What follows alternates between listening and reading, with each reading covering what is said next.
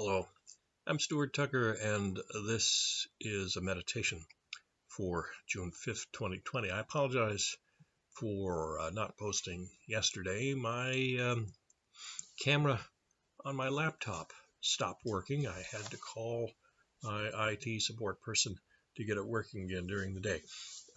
So my apologies. But as far as the meditation for today goes, we did have a thunderstorm blow in last night, and whenever that happens, it reminds me of other storms we've gone through, lived through. Back in 1996, we were living in North Carolina, and Hurricane Fran blew through. I had a big front yard. There were 3 balsam trees that formed a windbreak, and 1 lone pine tree.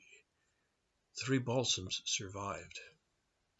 The pine tree blew over in spite of the fact that it had the shelter of the windbreak, those 3 balsams. Why did the 3 balsams survive and the pine tree not?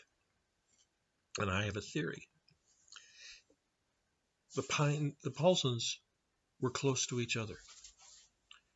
Their roots entwined and they supported one another. The pine tree was by itself, and without any support, it was not able to withstand the wind.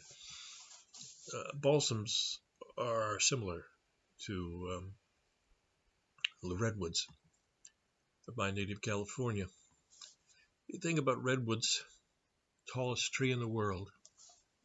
You never see one growing alone. You're not a redwood. It's a redwood forest that you come and you visit. Like all conifers, their roots are not very deep, but their roots spread out and they intertwine.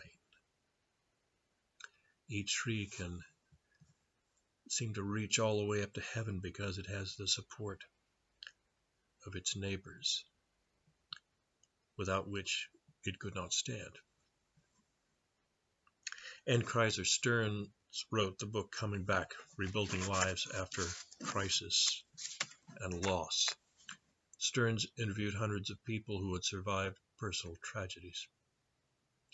It may have been a death in the family, may have been a particularly painful divorce, or they were victims of a natural disaster. Dr. Kearns was interested in why some people never recover from their experience, while some actually grow and triumph in spite of loss. There are many factors. The one important difference was the number and quality of friends and relatives and other supporters a person had. A person who became a permanent victim might have had 1 or 2 supporters, maybe 3 or 4. Those with a moderate recovery had 8 to 12. Triumphant survivors typically had 18 to 24. Dr. Stearns' research compels me to believe that we are better off living like redwood trees than we would be living like solitary pines. God created us to live in community with others. We can never hope to survive the storms of life or grow to our full spiritual height without the support of other people.